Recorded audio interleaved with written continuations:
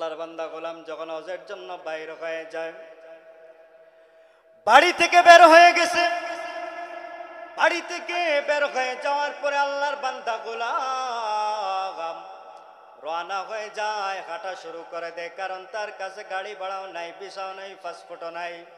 পা দিয়ে হেঁটে হেঁটে যত দূর পর্যন্ত যাওয়া যায়, আল্লাহর বান্দা গোলাম যখন হাঁটা শুরু করে দিছে, হাঁটতে হাঁটতে হাঁটতে হাঁটতে হাঁটতে হাঁটতে এমন একটা পর্যায়ে চলে আসছে, সামনে দেখা যায় বিরাট বড় একটা মরুভূমি দেখা যায়, বিরাট বড় একটা মরুভূমি। এত বিশাল মরুভূমি, এক পাশে চাইলে আরেক পাশ দেখা যায় না, এত বিশাল মরুভূমি। কেমনে পাড়ি দিবে, কেমনে পাড়ি দিবে, কেমনে পাড়ি দিবে? আল্লাহর বান্দা মরুভূমির একটা পাশে আসছে, আসার পরে মরুভূমির দিকে যেই মাত্র তাকাইছে, মরুভূমির দিকে তাকানোর পরে এবার আল্লাহর বান্দা দেখে মরুভূমির আরেক পাশ দেখা যায় না। আল্লাহর বান্দা গোলামের মাথায় আসলো, এত বিশাল বড় মরুভূমি আমি কেমনে পাড়ি দিব? এক কাজ করি, আমি আমার দুটা চোখ বন্ধ করে হাঁটা শুরু করে দেই, আমার দুটা চোখ বন্ধ করে আমি হাঁটা শুরু করে দেই। আমি যদি দুটা চোখ বন্ধ করে হাঁটা শুরু করে দেই, তাহলে কত দূর পর্যন্ত গেলাম আমি দেখতাম না, ভয় লাগতো না। আল্লাহর বান্দা চিন্তা করিয়া দুটা চোখ বন্ধ করছে, করার পরে আবার হাঁটা শুরু করছে। হাঁটতে হাঁটতে আরো কিছু দূর যাওয়ার পরে আল্লাহর বান্দার মনের ভিতরে ভয় ঢুকছে।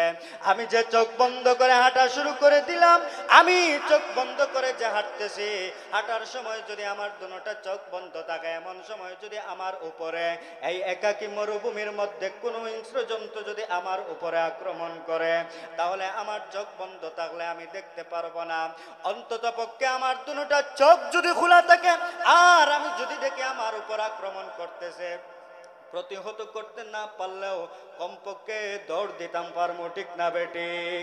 এই কথা চিন্তা করিয়া গোলামে তার দুটা চোখ আবার খুলছে। প্রথমে চোখ বন্ধ করেছিল, এত বিশাল মরুভূমি আমি কেমনে পাড়ি দিব মরুভূমি, ভয়ে চোখ বন্ধ করছে। মধ্যখানে যাওয়ার পরে আবার চোখ খুলছে, ভয় লাগছে। এত বিশাল বড় মরুভূমির মধ্যখানে যদি আমার চোখ বন্ধ করা থাকে আর আমি যদি কোনো হিংস্র জন্তুর আক্রমণের শিকার হয়, অন্তত পক্ষে চোখ যদি আমার খোলা থাকে দৌড় দিতে পারবো। আল্লাহর বান্দা গোলাম বলে, যেই মাত্র আমি আমার দুটা চোখ খুললাম, চোখ খুলে দেখি আমি আর মরুভূমির মধ্যে নাই, আমি আল্লাহর ঘরখানায় কাবার সামনে হাজির। সুবহানাল্লাহ জোরে বলে। मैं सूरत यूसुफ को नहीं चाहने वाला, मैं सूरत यूसुफ को नहीं चाहने वाला, मैं कैस के मानंद नहीं आशिक लैला, मैं कैस के मानंद नहीं आशिक लैला, मैं आशिक मौला हो मेरा इश्क निराला, मैं आशिक मौला हो मेरा इश्क निराला, है जुमला जहाँ जिनके तजल्ली से उजाला, है जुमला जहाँ जिनके तजल्ली से उजाला, गर सुन्नत नबवी की करे पैरवी उम्मत, गर सुन्नत नबवी की करे पैरवी उम्मत, तूफ़ान से निकल जाएगा फिर उसका सफीना, तूफ़ान से निकल जाएगा फिर उसका सफीना, आशिक हो बिरादर-ए- शहंशाह दो आलम, আশিক বেরাদরায় শাগান শাহ দো আলম मिसकों की ज़ियादा मुबारक जिसका पसीना मिसकों की ज़ियादा मुबारक जिसका पसीना अल्हम्दुलिल्लाह ঐতিহ্যবাহী এলাকা মাধবকুল আলামিন ইসলামী যুব পরিষদ কাঁঠালতলী বড়লেখা মৌলভীবাজারের উদ্যোগে আয়োজিত অধ্যকার দ্বিতীয় বার্ষিক ওয়াজ ও দোয়া মাহফিলের চলমান অধিবেশনের সম্মানিত সভাপতি মুআজ্জাজ মুকাররম হযরত উলামায়ে কেরাম, পর্দার অন্তরালে অবস্থানরত শ্রদ্ধেয়া সম্মানিতা মা ও বোনেরা, আল্লাহ পাক রব্বুল আলামিনের আলিশান দরবারে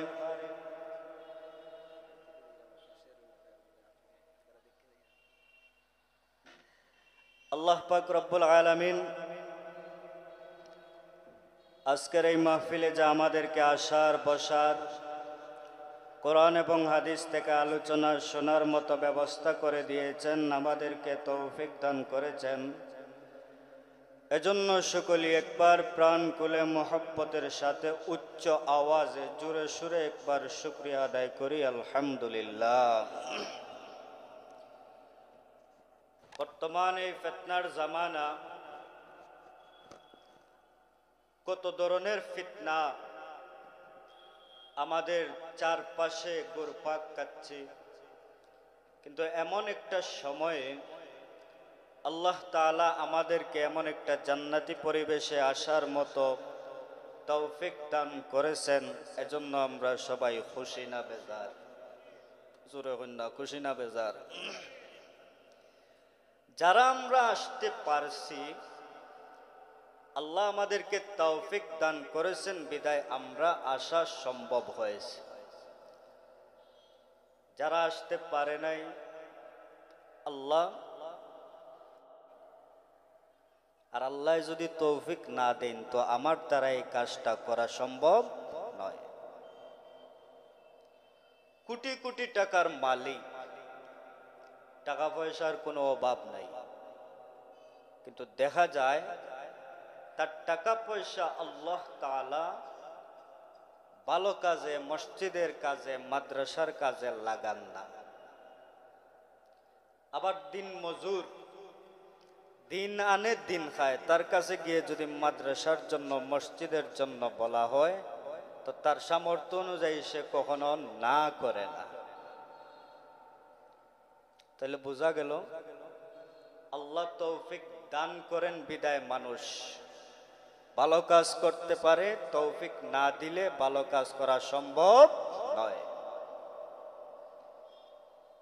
এই যে আমরা মাহফিলে আসছি, আল্লাহ আমাদেরকে তৌফিক দান করেছেন। যদি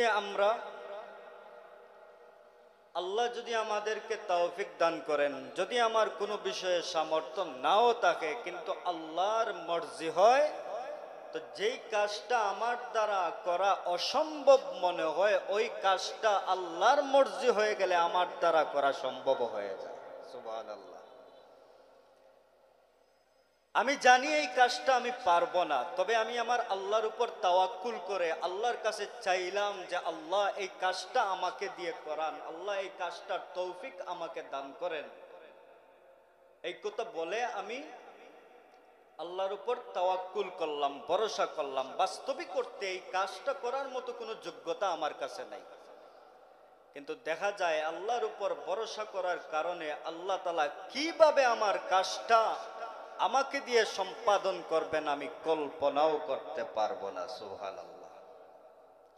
এমন অনেক কাজ হয় কি হয় না? অনেক কাজ হয় যেটা আমি ভালো করে জানি আমার দ্বারা সম্ভব নয়। আমি খুব ভালো করে জানি এই কাজটা আমাকে দিয়ে হবে না, কিন্তু একটা কথা আছে, আল্লাহ যদি দেয় ধাক্কা, ওই লোকটাকে আল্লাহ কোন জায়গায় পাঠায়? মক্কা। কোন জায়গায় পাঠায়? আল্লাহ যদি মারেন ধাক্কা, এই মানুষ কোন জায়গায় যায়? আল্লাহর এক বান্দা ছিল যার নাম ছিল জায়েদ। গোলাম মানুষ ছিল, একজন মালিকের কাজ করত, মালিকের অধীনে কাজ করত। এখন তো অনেক জায়গায় অনেক বাজারে গরু ছাগলের হাট বাজার আছে না নাই? বড়লেখায় যদি যান, কুলাউড়ায় যদি যান, গরু ছাগলেরও হাট বাজার আছে। এইভাবে আগেও হাট বাজার থাকতো, মানুষ বেচা কিনার হাট বাজার, গোলাম বেচা কেনার হাট বাজার। তো গোলাম কাকে বলে? যে গোলামের নিজস্ব কোনো কর্তৃত্ব নাই, মালিক যা বলবে তাই শুনতে হবে, এর বাহিরে গোলামের আর কোনো কর্তৃত্ব অধিকার নাই। মালিক যদি তার গোলামকে বলে তুমি আমার বাড়ি থেকে বের হতে পারবে না, গোলামের এই ক্ষমতা শক্তি নাই বাড়ি থেকে বাইর হওয়ার। এটাকেই বলে গোলাম। তো একজন গোলাম ছিল, মালিকের কাজ করত, মালিকের বাড়ি দেখাশোনা করত। সবাই আমার দিকে মনোযোগ দেন, আমার দিকে চাইবা, কথা শুনবা, বুঝবা, মজা পাইবা, শিখতে পারবা। মালিকের বাড়িতে কাজ করে। এমন সময় হজের মৌসুম আইছে। কিতার মৌসুম আইছে? হজের মৌসুম।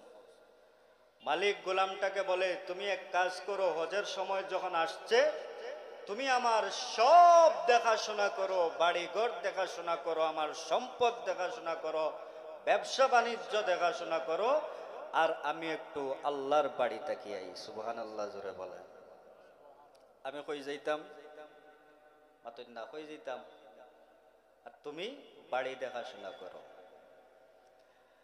গোলামে মনে মনে আফসোস করে, হায়রে আমার মালিকের টাকা পয়সা আছে, সব কিছু আছে, ইচ্ছে করলো আর হজে রওনা হয়ে গেল, কিন্তু আমার তো যেতে মনে চায়, কিন্তু আমার সামর্থ্য নাই। গোলাম মালিককে বলে, মালিক আমার, আপনি তো হজের মৌসুম আসছে, হজে চলে যাবেন, আমারও তো মনে চায় একটু হজে যাইতাম, কিন্তু আমার তো সামর্থ্য নাই। মালিককে হয়তো এক কাজ কর, এই বছর দেখাশোনা কর, আর আগামী বছর আমি একসাথে আমার সাথে নিয়ে তোকে হজ করাবো। সুবহানাল্লাহ। তবে এই বছর যাওয়ার দরকার নেই। কিন্তু গোলামটা মনে মনে বলে যে আসলে তো আমার যাওয়ার দরকার নেই, এক বছর পরে আমার মালিক আমাকে নিয়ে যাবে, কিন্তু আমি তো নিজেরে আর দরিয়া রাখতাম পারলাম না, নিজেরে আর দরিয়া রাখতাম পারলাম না, আমার তো মনে চায় হজে যাইতাম। দিলটা ভাঙ্গি গেছে। হাদিসে কুদসির মধ্যে আছে, যেই মানুষের দিল ভাঙ্গা, যার দিল ভেঙ্গে যায়, যার দিল ভেঙ্গে যায়, ওই ভাঙ্গা দিলের ভিতরে আমার আল্লাহ থাকেন। সুবহানাল্লাহ জোরে বলেন। ভাঙ্গা দিল কে থাকেন? আল্লাহ থাকেন। মালিক গোলামর দিল ভাঙছে, এটা আল্লাহ তাআলা দেখরানি না দেখরানা? মাতুন না, দেখরানি না দেখরানা? গোলামের দিল ভেঙ্গে যায়। গোলাম বলে, মালিক আপনি তো হজে যাবেন, আমার কোনো আপত্তি নাই, হজে যেতে হলে টাকার দরকার, ভিসার দরকার, পাসপোর্টের দরকার, অনেক কিছুর দরকার, টিকেটের দরকার, এই কোনো কিছু আমার কাছে নাই, আমি চাইলেও যেতে পারবো না, কোনো কিছুর মালিকও আমি না, আপনি হজে যাবেন যান, আমার কোনো আপত্তি নাই। তবে আমি এই বছর আপনার সাথে হজে যাব না, আপনার কাছে আমি একটা জিনিস চাই, আপনি এই একটা জিনিস আমাকে দেন। এই একটা জিনিস হলো, আমি তো আপনার গোলাম, আমি চাইলে আপনার অনুমতি ছাড়া আপনার বাড়ির বাহিরে যেতে পারবো না, তো একটা কাজ করেন, আপনি আমাকে হজে যাওয়ার পারমিশনটা দিয়ে দেন। সুবহানাল্লাহ। আপনার সাথে যাওয়ার কোনো দরকার নাই, আপনি আমারে কি তা করেন? হজে যাওয়ার পারমিশন দেন। আল্লাহর বান্দা মালিকের রাগ উঠে যায়।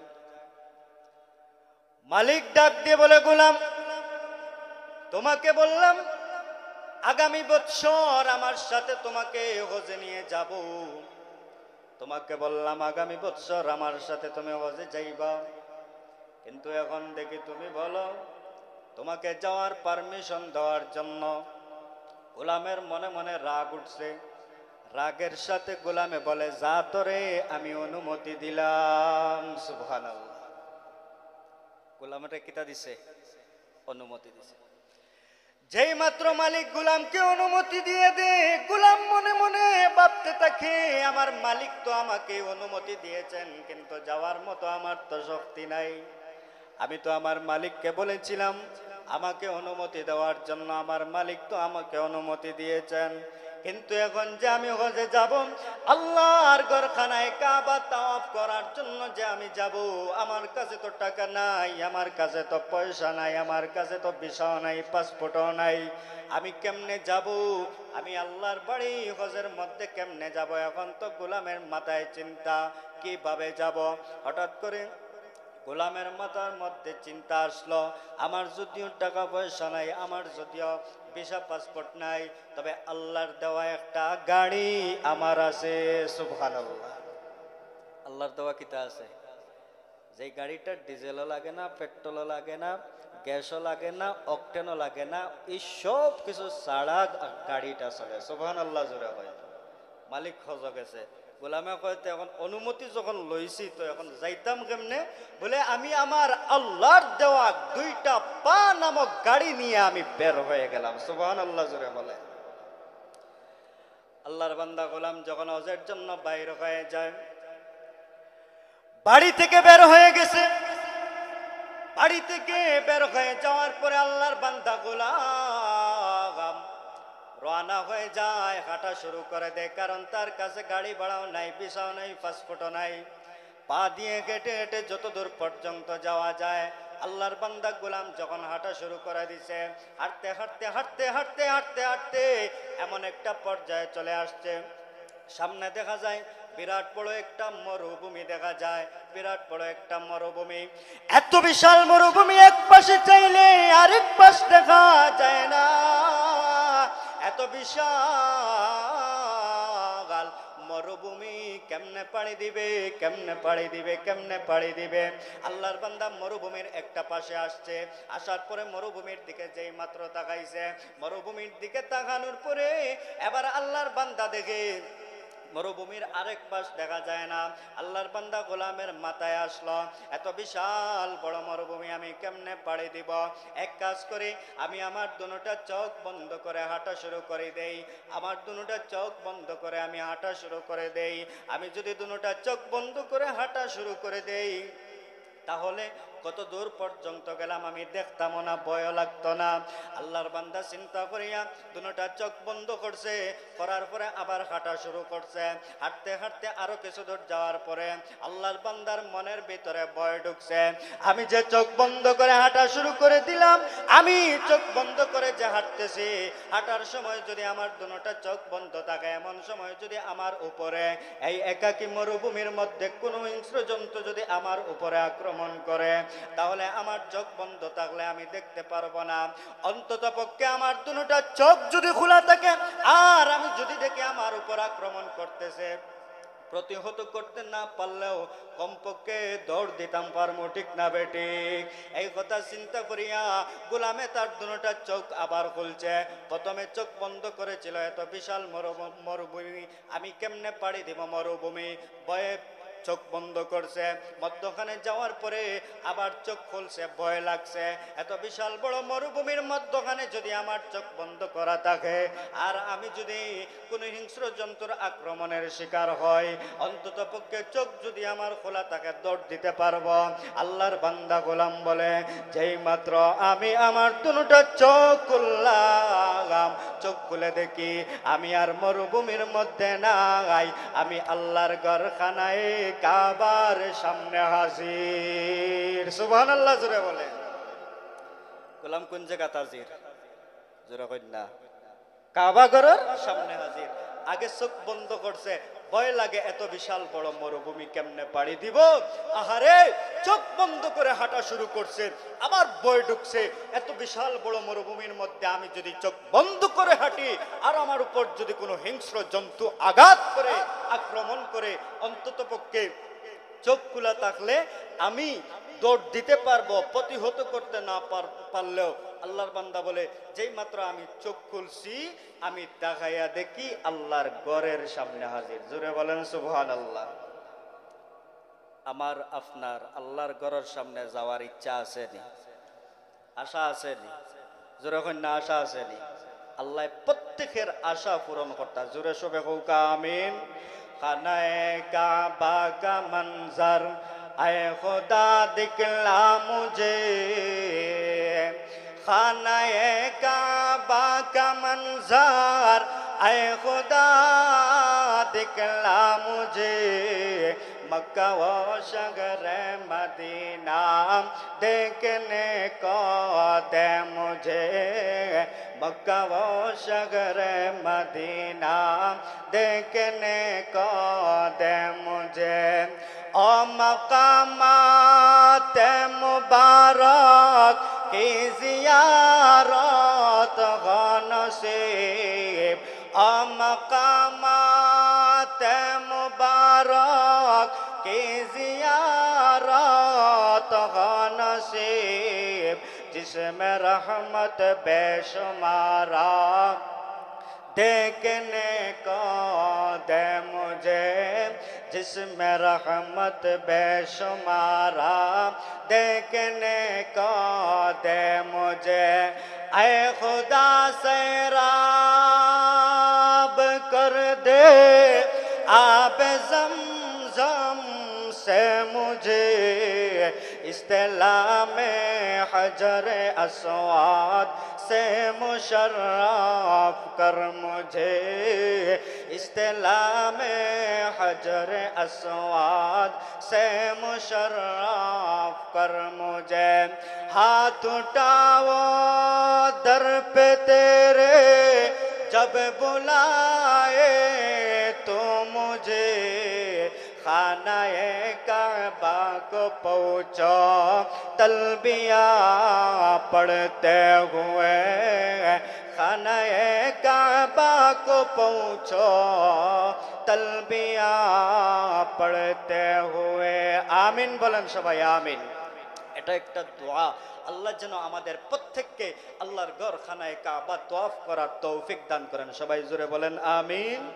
এখন একটা কথা চিন্তা করে দেখেন, সামর্থ্য নাই কিন্তু আল্লাহ যদি চায়, তা সামর্থ্য ছাড়া, টাকা পয়সা ছাড়া আল্লাহ যদি ইচ্ছা করেন, তাহলে আল্লাহর ঘর খানায় কাবা তওয়াফ করানোর মতো হিম্মত আর শক্তি আর সামর্থ্য আল্লাহর আছে না নাই? মাতন্না আছে না নাই?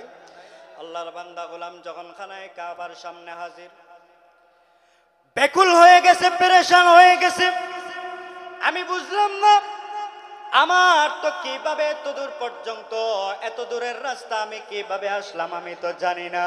এবার যখন খানায় কাবার সামনে চলে গেছে, ওই মালিকও আল্লাহর ঘর তওয়াফ করার জন্য আল্লাহর ঘরের সামনে গেছে। আল্লাহর ঘরের সামনে যাওয়ার পরে এবার মালিকও তওয়াফ করে, আল্লাহর বান্দা গোলামও তওয়াফ করে। আচ্ছা জোরে বলেন, এক খানায় কাবা হজ করার সময় জোরে বলেন কয়বার তওয়াফ করা লাগে? না, কয়বার? 7 বার। মালিক বলে আমি দেখি আমার গোলামটা প্রথমবার আমার সামনে তওয়াফ করলো, আমি গোলামের পিছনে পিছনে যাই, কিন্তু দেখতে আমার গোলামের মতো মনে হয়, কিন্তু আমার গোলামকে তো আমি বাড়িতে রেখে আসছি, এত দূরের রাস্তা এত কম সময়ে কেমনে আসলো?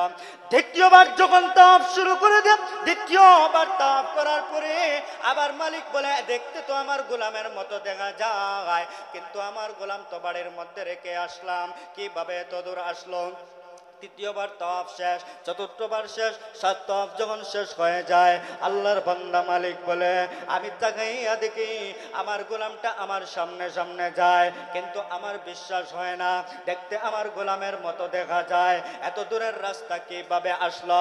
এবার খানায় কাবা তওয়াফ করার পরে সবাই মদিনার দিকে যখন চলে যায়, মালিক বলেন আমি তাকাইয়া দেখি মদিনায় যাওয়ার সময়ও আমার গোলাম আমার সামনে সামনে যায়।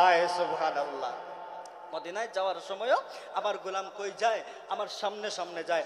মালিক বলেন আমি বুঝলাম না ব্যাপার, মক্কার মধ্যে তাওয়াফ করার সময়ও দেখলাম আমার গোলাম আমার সামনে সামনে, দেখতে আমার গোলামের মতো মনে হয়, আবার মদিনায় যাই সেখানেও দেখতে তার মতো মনে হয়, কিন্তু এত দূরের রাস্তা কেমনে আসলো, কিভাবে আসলো, এটা তো আমি চিন্তা করে পাই না।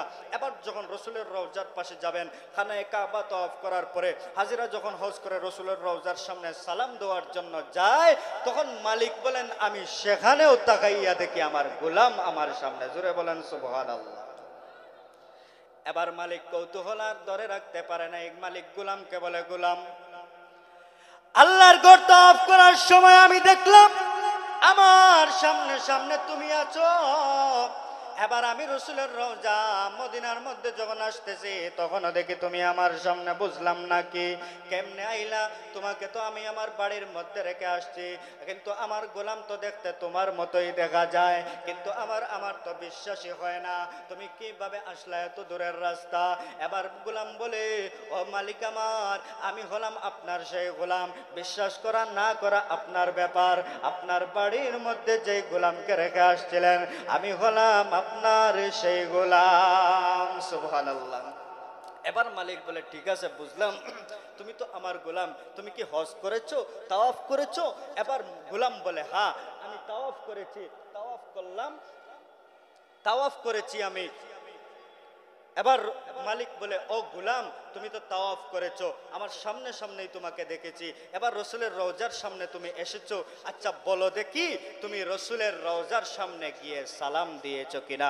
গোলাম বলে, না, এখন পর্যন্ত আমি সালাম দিতে পারি নাই। সুবহানাল্লাহ।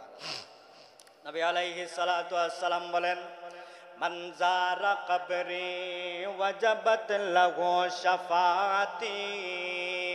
আল্লাহর নবী বলেন, হে উম্মত আমার, আমার কোন উম্মত যদি আমার রওজার পাশে এসে আমার রওজা জিয়ারত করে, আমার রওজা জিয়ারত করে, আমার রওজা জিয়ারত করে, আল্লাহর নবী বলেন, আরে উম্মত, ওই উম্মতের জন্য কঠিন কিয়ামতের ময়দানে আমি নবীর সুপারিশ ওয়াজিব হয়ে যায়। সুবহানাল্লাহ, জোরে বলেন। রসুলের রওজা যদি কোনো মানুষ জিয়ারত করে, ওই মানুষের জন্য কিয়ামতের ময়দানে রসুলের সুপারিশ ওয়াজিব হয়ে যায়। আল্লাহর নবী আবার বলেন, ওমান সাল্লা আলাইয়া ইনদা কবরি ফাসামি'তুহু। আল্লাহর নবী বলেন, আরে উম্মত, কোন মানুষ, কোন উম্মত যদি আমি নবীর রওজার পাশে এসে আমি নবীকে সালাম প্রদান করে, আমি নবী তার সালাম নিজ কানে শুনি। সুবহানাল্লাহ। রসুলের রওজার পাশে যদি কোনো মানুষকে সালাম প্রদান করে তো রসুল বলেন আমি তার সালামের আওয়াজ নিজ কানে শুনতে পাই। সুবহানাল্লাহ, জোরে বলেন। এবার মালিক বলেন, গোলাম আমার, সব কিছু বুঝলাম, তুমি কাবা ঘর তওয়াফ করেছো, তুমি আল্লাহর ঘর তওয়াফ করেছো, মদিনার মধ্যেও তুমি আসছো, সব কিছু বুঝলাম। আচ্ছা তুমি আমাকে বলো, তুমি কি রসুলের রওজার পাশে, আমার কথা বুঝা যাচ্ছে, তুমি কি রসুলের রওজার পাশে সালাম দিয়েছ? আল্লাহর রসুলকে কি তুমি সালাম দিয়েছ? এবার গোলাম বলে, ওগো মালিক, আমি এখন পর্যন্ত সালাম দিতে পারি নাই। মালিক বলে, গোলাম রে, কেমনে এত সময় পর্যন্ত তুমি সালাম দিতে পারো নাই? তুমি তো আমার আগে আগে রওজার মধ্যে আসলা। এবার গোলাম বলে, মালিক আমার, আমি যে সালাম দিব আমার বড় ভয় হয়, রসুলের রওজার পাশে আমি দাঁড়াইয়া আল্লাহর নবীর রওজার সামনে যখন আমি যাচ্ছি আমার বড় ভয় হয়, আমার হাঁটা চলায়নি রসুলের কষ্ট হয়, আমার হাঁটা চলায়নি বেয়াদবি হয়ে যায়। কারণ আমি কোন জমিনের মধ্যে হাঁটতেছি, যেই জমিনে আমার রসুল হাঁটতেছেন, যেই জমিনে আমার রসুল হাঁটছেন, আমি যে সামনের দিকে কদম ফেলি আমার মনে হয় এই জায়গায় মনে হয় আমার রসুলের কদম পড়ছে।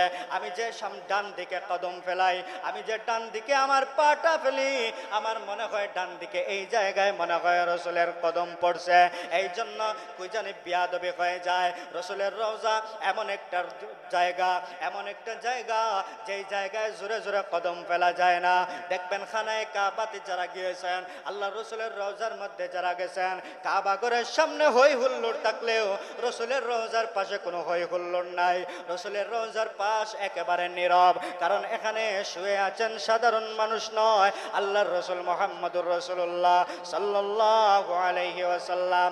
আমি যে ওই জায়গায় জুড়ে জুড়ে হাঁটবো, আমি হাঁটার সময় কি জানি আমার রসুলের সাথে বেয়াদবি হয়ে যায়। কারণ এই জমিনে আমার রসুল হাঁটছেন, এই জমিনের নিচে আমার রসুল ঘুমিয়ে আছেন। এই জন্য খানায় রসুল্লাহর রওজার সামনে জোরে জোরে কদম ফেলা যায় না। এ যাইরে বাইতে নববী ইয়াদ রাহে, এ যাইরে বাইতে নববী ইয়াদ রাহে, बेकायदा या जंबिश लब अदबी है, বেকায়দায়া জম্বে শলব্বে আদবিগে পাকিজা তারাজ আরশ সামা জন্নত আফলাক आराम गाहे पाक रसूल अरबी गे आगस्त कदम पस्त नजर पस्त सदा खाबिद यहाँ रूह रसूल अरबी गे खाबिद यहाँ रूह रसूल अरबी गे আল্লাহ নবীর রওজা যেমন একটা জায়গা, যেই জায়গার মধ্যে জোরে জোরে কদম ফেলা যায় না, চোখ বড় করে তাকানো যায় না, চোখগুলা ছোট ছোট ছোট ছোট করে তাকাইতে হয়, মাথা নিচের দিকে রাখতে হয়। কারণ ওই জায়গার সম্মান সাধারণ জায়গা নয়, ওই জায়গার সম্মান কবি বলেন পাকিজা তারাজা আরশ সামা জান্নাত আফলাক। ওই জায়গার সম্মান আল্লাহর আসমান এমনকি আল্লাহর আরশে আজিমের চাইতেও বেশি। সুবহানাল্লাহ। এ কারণে কেন এত দাম হলো? এই জমিনে শুয়ে আছেন আরাম গাহে পাকে রসুল আরবি গে আরাম গাহে পাকে রসুল আরবি গে। এই জায়গায় সাধারণ কোন মানুষ এই জায়গায় শুয়ে আছেন না, আল্লাহর নবী শুয়ে আছেন।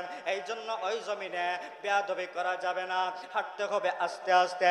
শাহ সাহেব রহমতুল্লাহ আলাই, শাহ ওয়ালিউল্লাহ মুহাদ্দিসে দেহলভী রহমতুল্লাহি আলাই দেওবন্দের বড় একজন আলেম হজের সফরে গেছেন। বেশ কিছু সাথী সঙ্গী নিয়ে হজের সফরে গেছেন। হজের সফরে যাওয়ার পরে আল্লাহর নবীর রওজার পাশে যখন যান, আল্লাহর নবীর রওজার সামনে যখন হাঁটতেছেন, ওনার সাথী সঙ্গী যারা ছিলেন কয়েকবার রসুলের রওজায় গিয়ে সালাম প্রদান করেছেন, কিন্তু শাহ সাহেব একটা বারো সালাম প্রদান করতে পারেন নাই। আজ সাথী সঙ্গীরা দেখেন শাহ সাহেব রহমতুল্লাহি আলাইহি পেছনে দাঁড়াইয়া আছেন, এক কদম সামনে যান আবার পেছনে দাঁড়িয়ে যান। এবার সাথী সঙ্গীরা এসে বলেন, ওগো শাহ সাহেব বুঝলাম না, আমরা তো কয়েকবার সালাম প্রদান করতে পারলাম, এখন পর্যন্ত একটা বারও আপনি সালাম দিতে পারেন নাই, কারণ কি? আপনি এক কদম সামনের দিকে যান আবার দাঁড়িয়ে যান, আবার সামনের দিকে যান আবার দাঁড়িয়ে যান, কারণ কি বুঝলাম না। এবার শাহ সাহেব রহমতুল্লাহি আলাইহি বলেন, সাথী সঙ্গীরা রে আমার, আমি কেন দাঁড়িয়ে যাই তোমরা জানো নি? আমি যেই মাত্র সামনের দিকে যাই, সামনের দিকে যাওয়ার পরে আমি আবার চিন্তা করি, আমি চোখ বন্ধ করে দাঁড়িয়ে যাই, চোখ বন্ধ করে আমি মুরাকাবার মধ্যে চলে যাই। আমার রসুল যদি মুরাকাবার মধ্যে এসে আমাকে অনুমতি দেন তাহলে আমি সামনের দিকে যাই। জোরে বলেন সুবহানাল্লাহ। আমার রসুল যদি আমাকে অনুমতি দেন তাহলে আমি সামনের দিকে যাই। আমার রসুল যদি আবার মুরাকাবার মধ্যে দাঁড়িয়ে যায়, আবার যদি রসুল অনুমতি দেন তাহলে সামনের দিকে যাই। রে সাথী সঙ্গীরা আমার, তোমরা কয়েকবার সালাম প্রদান করতে পেরেছো, কিন্তু আমি এখন পর্যন্ত একটা বার সালাম দিতে পারি নাই। কেন জানোনি? আমার রসুলের দরবার এমন একটা দরবার, যেই দরবারে আমি অনুমতি না নিয়ে সামনের দিকে যাই না। কারণ হইল আমার রসুলের অনুমতি ছাড়া যদি সামনের দিকে যাই আর আমার হাঁটা চলায় যদি আমার রসুল কষ্ট পেয়ে যান, এই জন্য আমি আমার রসুলের থেকে আমি অনুমতি নিয়ে সামনের দিকে যাই। ও ভাই আমার, এমন একটা জায়গা রসুলের রওজা, রসুলের দরবার এমন একটা জায়গা, বেয়াদবি করা যায় না। এবার আসুন, গোলামটা মালিককে বলে, ওগো মালিক আমার, আমি এখন পর্যন্ত সালাম দিতে পারি নাই, কে জানি রসুলের সাথে আমার বেয়াদবি হয়ে যাবে। এবার মালিক বলেন, ঠিক আছে, যাও যাও যাও, গিয়ে রসুলকে তুমি সালাম প্রদান করো। এবার গোলাম সামনের দিকে যা, রসুলের রওজার সামনে যখন যায়, রসুলের রওজার সামনে যাওয়ার পরে এবার গোলামটা রসুলের রওজার সামনে সালাম দিছে, আসসালাতু আসসালামু আলাইকা ইয়া রাসূলুল্লাহ, আসসালাতু আসসালামু আলাইকা ইয়া হাবিবাল্লাহ। সালাম দেওয়া যখন শেষ, এবার গোলামটা মালিকের সামনে যখন আবার আসছে, মালিকের সামনে আবার আসছে, মালিকের সামনে আসার পরে এবার মালিক বলেন, গোলাম আমার, তুমি কি রসুলের রওজার সামনে সালাম দিতে পারছো? গোলাম বলে, হ্যাঁ পারলাম। এবার মালিক বলে, গোলাম তুমি তো আল্লাহর ঘর তওয়াফ করেছো, খানায়ে কাবা তওয়াফ করেছো, রসুলের রওজার সামনে এসে তুমি সালাম প্রদান করেছো, তোমার হজ কবুল হয়েছে কিনা তুমি কি জানো? তুমি কি সার্টিফিকেট পেয়েছো রাসূল তোমার হজ কবুল হয়েছে কিনা? এবার গোলাম বলে মালিক আমার এখন পর্যন্ত আমি সার্টিফিকেট পাই নাই, এখন পর্যন্ত আমি সার্টিফিকেট পাই নাই, কোন জায়গায় গেলে সার্টিফিকেট পাওয়া যায় তাও আমি জানি না। এবার মালিক বলে আমি ডং করে মজা করে একটা দিকে ইশারা করে দেখাইলাম, ওই জায়গায় যদি যাও তাহলে তুমি সার্টিফিকেট পাইবা। গোলামকে যেই মাত্র এই কথা বলেছে মালিক তখন বলে আমি এই কথা বলার পরে একটু আমার ঘাটটা ঘুরাইলাম, ঘুরাইয়া যখন আবার গোলামের দিকে চাইছি চাইয়া দেখি আমার গোলাম আর সামনে নাই। সুবহানাল্লাহ, জোরে বলেন। গোলাম আমার সামনে নাই। আবার যখন চোখের পলকটা মারলাম সাথে সাথে দেখি আমার গোলাম সামনে আয়া হাজির। আমি গোলামকে বললাম গোলাম কোন জায়গায় গিয়েছিলা, কোন জায়গায় তুমি গিয়েছিলা, কোন জায়গায় গিয়েছিলা? এবার গোলাম বলে মালিক আমার আমি তো আমার হজ কবুলের সার্টিফিকেট আনার জন্য গিয়েছিলাম, তুমি কি তোমার হজ কবুলের সার্টিফিকেট পেয়েছো? এবার গোলাম বলে ওগো মালিক হা হা হা আমি আমার হজ কবুল হওয়ার সার্টিফিকেট পেয়ে গেছি। সুবহানাল্লাহ, জোরে বলেন। এবার মালিক বলে দেখে তোমার সার্টিফিকেট দেখাও। এবার গোলাম একটা কাগজ বের করে দেখায়, ও মালিক এই যে দেখেন আমার সার্টিফিকেট, এই যে দেখেন আমার সার্টিফিকেট। মালিক বলে দাও দেখে তোমার সার্টিফিকেটটা। ওই কাগজটা গোলাম মালিকের হাতের মধ্যে যখন দেয়, এবার হাতের মধ্যে দেওয়ার পরে গোলামটার সার্টিফিকেট মালিক হাতের মধ্যে নেওয়ার পরে দেখেন হ্যাঁ সত্যি তো এটা গোলামের হজ কবুল হওয়ার সার্টিফিকেট। ও মালিক আমার সার্টিফিকেট তো দেখলেন, সার্টিফিকেটের ভিতরে কি লেখা? এবার গোলাম তাকাইয়া দেখে সার্টিফিকেটের ভিতরে লেখা এই গোলামের হজ আল্লাহ কবুল করে নিয়েছেন। সুবহানাল্লাহ, জোরে বলেন। আল্লাহ তাআলা চাইলে পারেনি না পারে না? জোরে কন না, পারেনি না পারে না? কাদিরা কুদরত দারি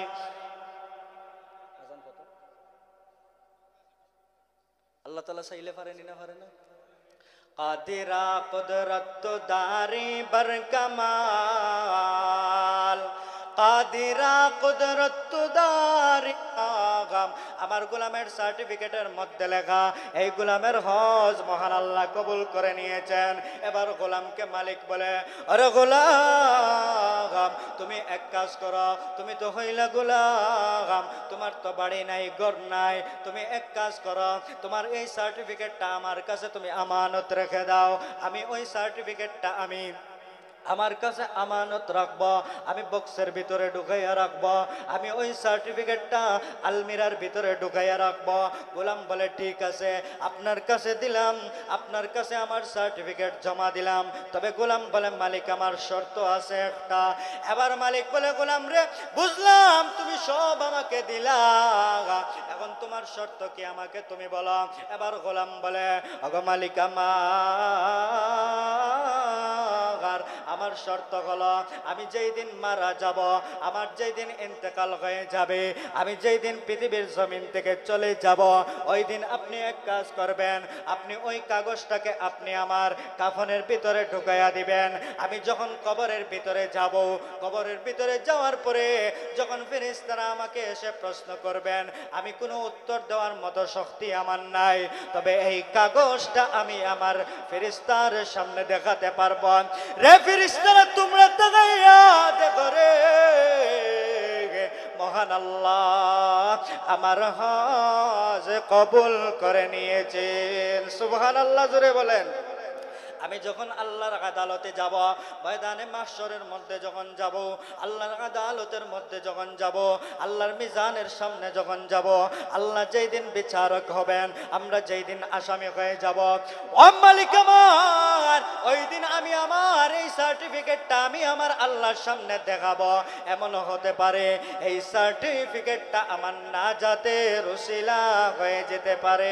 সুবহানাল্লাহ, জোরে বলেন। হজের সফর শেষ হয়ে যায়, গোলামও বাড়িতে আসছেন, মালিকও বাড়িতে আসছেন। উভয়জন যখন বাড়িতে চলে আসছেন, এবার উভয়জন বাড়িতে চলে আসার কিছুদিন পরে ওই মালিকটা সফরের মধ্যে চলে গেছেন। মালিক সফরের মধ্যে যখন চলে গেছেন, সফরের মধ্যে যাওয়ার পরে হঠাৎ একদিন গোলামটা মারা গেছে। গোলামটা মারা যাওয়ার পরে বর্তমান সময়ের মতো, বর্তমান যুগের মতো এত উন্নত তথ্য প্রযুক্তির যুগ ছিল না, মোবাইলের যুগ ছিল না, টেলিফোনের যুগ ছিল না, নেটওয়ার্কের যুগ ছিল না। ওই সময় গোলামটা যখন মারা যায়, এই সংবাদ মালিকের কানের মধ্যে খবর আসে নাই, কারণ মালিক তখন সফরের মধ্যে ছিলেন। কিছুদিন যখন চলে যায়, মালিকটা সফর শেষ করে যখন বাড়িতে আসলে, মালিকটা বাড়িতে আসার পরে দেখেন তার গোলামকে আর দেখা যায় না। উনি সবাইকে ডাক দিয়ে বলেন, আমার গোলাম কোথায়, যেই গোলামকে আমি বাড়িতে রেখে গিয়েছিলাম।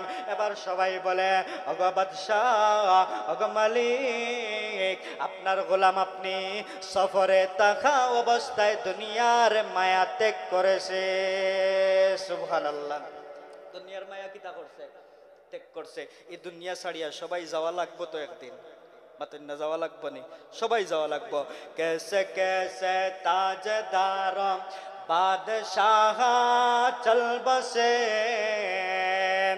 कैसे कैसे ताजदारो बादशाह चल बसे, वो खजीना बाला खाना दोनों दौलत क्या हुई, वो खजीना बाला खाना दोनों दौलत क्या हुई, कैसे कैसे खूबसूरत रानिया शहजादिया, तन बदन सब गुल गया है, शक्ल सूरत क्या हुई, तन बदन सब गुल गया है, शक्ल सूरत क्या हुई। এবার যেই মাত্র গোলামের মারা যাওয়ার সংবাদ মালিক শুনতে পাইল, মাথার মধ্যে যেন একটা খেজানি বাড়ি মারছে। হায় রে হায়, আলাম আমার গোলামটা তো আমাকে একটা শর্ত দিয়েছিল, আমি তো সফরে থাকা অবস্থায় গোলামটা মারা গেছে, আমার গোলাম বলেছিল তার সার্টিফিকেটটা যেন তার সাথে কাফনের ভিতরে ঢুকাইয়া দেয়, কিন্তু আমি তো দিতে পারলাম না, আমি তো দিতে পারলাম না। কেমনে কি, আমার গোলাম তো মারা গেছে, তার শর্তটা আমি রাখতে পারলাম না। এই কথা চিন্তা করে রাতের গভীরে, রাতের আধারে যখন ঘুমিয়ে যায়, মালিক যখন রাতের আধারে ঘুমাইয়া গেছে, ঘুমাইয়া যাওয়ার পরে এবার রাতের মধ্যে স্বপ্নে, ঘুমের মধ্যে স্বপ্নে দেখে আল্লাহর বান্দা গোলাম তার ঘুমের ঘরে হাজির। সুবহানাল্লাহ, জোরে বলেন। গোলামটা ঘুমের মধ্যে হাজির, মালিকের স্বপ্নের মধ্যে গোলাম হাজির। ও মালিক আমার, আপনি তো মনে করছিলেন ওই কাগজটা আপনি না দিলে আর কোনো মানুষ আমাকে দিতে পারবে না, আপনাকে তো আমি শর্ত দিয়েছিলাম ওই কাগজটা আমার কাফনের ভিতরে ঢুকাইয়া দেওয়ার জন্য, কিন্তু আপনি তো সফরের হালতে ছিলেন, আপনি তো ওই কাগজটা ঢুকাইয়া দিতে পারলেন না। ওগো মালিক, ঠিকই আমি ইন্তেকালের পরে যেই আল্লাহ আমাকে হজ কবুলের সার্টিফিকেট দিয়েছিলেন, ওই আল্লাহ ওই সার্টিফিকেটটা আপনার বক্সের ভিতর থেকে বের করে মহান আল্লাহ আমার কাফনের ভিতরে ঢুকাইয়া দিয়েছে। সুবহানাল্লাহ, জোরে বলেন। আমার কাফনের ভিতরে ঢুকাইয়া দিয়েছে। যাই হোক, আমার বলা উদ্দেশ্য ছিল, আল্লাহ যদি তৌফিক দান করে, আল্লাহ যদি চায়, আল্লাহ যদি চায় তে ওই মানুষটার দ্বারা এমন কিছু কাজ সম্ভব করে দিতে পারে যেই কাজটা ওই মানুষের দ্বারা সম্ভব ছিল না। আল্লাহ তাআলা চাইলে পারেননি না? পারেন না? মাতুন না। আল্লাহ তাআলা চাইলে পারেন। এ কারণে আমাদের প্রত্যেকটা কাজে যদি আমাদের তিনটা উদ্দেশ্য থাকে, তিনটা কাজ যদি প্রত্যেকটা কাজ করার আগে আমরা করতে পারি। এক নম্বর, কোনো কাজ করার আগে সর্বপ্রথম দোয়া করতাম ওই বহার কাছে, জোরার কাছে, আল্লাহ আমাকে তৌফিক দাও, আল্লাহ আমি দুর্বল, আল্লাহ আমি দুর্বল, আল্লাহ আমার দ্বারা এই কাজটা সম্ভব নয়, তুমি যদি তৌফিক না দাও, ওগো আল্লাহ তুমি আমাকে তৌফিক দান করো। আল্লাহর কাছে তৌফিক চাওয়া এটা নবীওয়ালা কাজ। জোরে বলেন সুবহানাল্লাহ। কাদের কাজ? নবীওয়ালা কাজ। নবীরা যখন কোনো কাজ করতেন তো কার কাছে তৌফিক চাইতেন? মাতুন না, কার কাছে? এ কারণে আমাদেরও কোনো কাজ করার আগে তৌফিক কার কাছে আমরা চাইবো? আল্লাহর কাছে। ওগো আল্লাহ, আমাদেরকে তুমি তৌফিক দান করো। এই দোয়া করার পরে আমি আল্লাহর উপর ভরসা রাখতে হবে। কার উপরে ভরসা রাখা লাগবো? মাতুন না, কার উপরে? আল্লাহর উপরে। কিন্তু আমরা বর্তমানে আল্লাহর উপরে ভরসা রাখিনি, মাতুন না, রাখিনি। আমার ভরসা টাকার উপরে, আমার ভরসা পয়সার উপরে, আমার ভরসা ধন দৌলতের উপরে, আমার ভরসা সন্তানাদির উপরে। আমার তাওয়াক্কুল হয়ে গেছে এখন দুনিয়া দুনিয়া দুনিয়া। আমার ভরসা টাকা হয়ে গেছে, আল্লাহর উপরে এখন আর ভরসা নাই। যদি বলেন যে ভরসা তুমি টাকা পয়সার উপরে করলা কেন, বলে রে বাবা, টাকা পয়সারও দরকার আছে, আল্লাহ তো তৌফিক দিবা, কিন্তু টাকারও কিতা আছে, মাতুন না, দরকার আছে। হ্যাঁ, টাকার তো দরকার আছে, টাকা পয়সা দেন খে, মাতুন না, যখন খেয়ে দেন আল্লাহ। যে আল্লাহ তাআলা টাকা পয়সা দিতে পারেন, ও আল্লাহ কি তা তৌফিক দিতে পারেন না পারেন না? তো আমি যদি তৌফিক আল্লাহ তাআলার কাছে চাই, তো আল্লাহ তাআলা আমাকে তৌফিক দান করবেন। এজন্য কোনো কাজ করতে হলে 2 নম্বর আমাদের যে কাজ করতে হবে, আল্লাহর কাছে তৌফিক চাওয়ার পাশাপাশি তাওয়াক্কুল, ভরসা আল্লাহর উপর করতে হবে। আমাকে আল্লাহ খাওয়াইবেন, আমার সন্তান বিদেশ যাবে, নেওয়াইবেন আল্লাহ। আমার সন্তান ব্যবসা করবে, ব্যবসার ব্যবস্থা করে দিবেন আল্লাহ। আমার সন্তান দুনিয়াবি কোনো কাজ করবে, ওই কাজের তৌফিক দিবেন আল্লাহ। দুনিয়াবি যত টাকা পয়সা আছে এগুলো তো উসিলা মাত্র। তো একমাত্র তাওয়াক্কুল, ভরসা একমাত্র কার উপরে করা লাগবে? আল্লাহর উপর। 3 নম্বর, আল্লাহ তাআলার উপর ভরসা করার পরে আমি আমার যতটুকু আছে শক্তি সামর্থ্য এগুলা নিয়ে আমি আমার কাজে লেগে যাব। যদি আমি আমার কাজে লেগে যেতে পারি, যদি আমি এই 2টা কাজ করে 3 নম্বরে সব কিছু আল্লাহর উপর ছেড়ে দিয়ে যদি আমি কাজটা শুরু করি, দেখবেন ওই কাজটা কিভাবে আল্লাহ আপনাকে দিয়ে পূরণ করবেন, কিভাবে পূরণ করবেন আপনি নিজেও কল্পনা করতে পারবেন না। সুবহানাল্লাহ, জোরে বলেন। এ কারণে আমাদের কাজ, আমাদের সমস্ত কাজ, দুনিয়াবি বলেন উখরবি বলেন, সব কিছু করতে হলে কয়টা কাজ করা লাগবে? মাত্র না, কয়টা কাজ? 3টা কাজ। 1 নম্বর আল্লাহ তাআলার উপর ভরসা করতে হবে। 2 নম্বর, 1 নম্বর আল্লাহ তাআলার উপর দোয়া করতে হবে, চাইতে হবে। 2 নম্বর আল্লাহ তাআলার উপর ভরসা করতে হবে। 3 নম্বর আমার সামর্থ্য অনুযায়ী আমি কাজে নেমে যেতে হবে। যদি এই 3টা কাজ আমরা করতে পারি, কোনো কাজ করার আগে এই 3টা কাজ যদি আমরা করে শুরু করি, তো আল্লাহ রব্বুল আলামিন আমার এই কাজের মধ্যে বরকত দান করবেন। আমার এই কাজটা বরকতি বানাইয়া দিবেন। আমার ওই কাজটা অল্প সময়ে আল্লাহ তাআলা সম্পাদন করে দিবেন। কিভাবে করে দিবেন তা আল্লাহ তাআলাই ভালো জানেন। যেইভাবে গোলামটাকে একেবারে কোনো কিছু ছাড়া আল্লাহর ঘর পর্যন্ত নিয়ে যাইতে পারছেন, ও আল্লাহ তো এখনো আসেননি না নাই, মাত্র না আসেননি না নাই। তো গোলামটা যদি পারেন আল্লাহ, তো আমারে আপনারে পারবানি না পারতা নাই, মাত্র না পারবানি না পারতা নাই, অবশ্যই পারবা। তবে আমার ভিতরে কার উপরে তাওয়াক্কুল থাকা লাগবে? আল্লাহর উপরে। ওমাইয়াত্তাকিল্লাহা ইয়াজআল লাহু মাখরাজা ওমাইয়াতাওয়াক্কাল আলাল্লাহি ফাহুয়া হাসবু। যে মানুষটা আল্লাহর উপর ভরসা করে, আল্লাহর উপর তাওয়াক্কুল করে, ফাহুয়া হাসবু, আল্লাহ তাআলা বলেন ওই মানুষটার জন্য আল্লাহই যথেষ্ট হয়ে যান। সুবহানাল্লাহ, জোরে বলেন। কোন মানুষ যদি আল্লাহর উপর ভরসা করে, কোন মানুষ যদি আল্লাহর উপর তাওয়াক্কুল করে, তো ওই মানুষটার জন্য আল্লাহ একাই যথেষ্ট হয়ে যান। আল্লাহু আকবার। এজন্য এই 3টা সবক আমাদের আলোচনা থেকে, এই 3টা সবক আল্লাহ যেন এই 3টা সবক আমাদের প্রত্যেকটা কাজে যেন অনুসরণ করার তৌফিক দান করেন, এবং সর্বাবস্থায় আল্লাহর উপর এই 3টা সবক নিয়ে যেন আমরা আমাদের জীবন বাস্তবায়ন করতে পারি, সবকিছু যেন বাস্তবায়ন করতে পারি, সমস্ত কাজ যেন বাস্তবায়ন করতে পারি। আল্লাহ যেন আমাদের প্রত্যেককে তৌফিক দান করেন। আমিন। ওয়া আখির দাওয়ানা আনিল হামদুলিল্লাহি রাব্বিল আলামিন।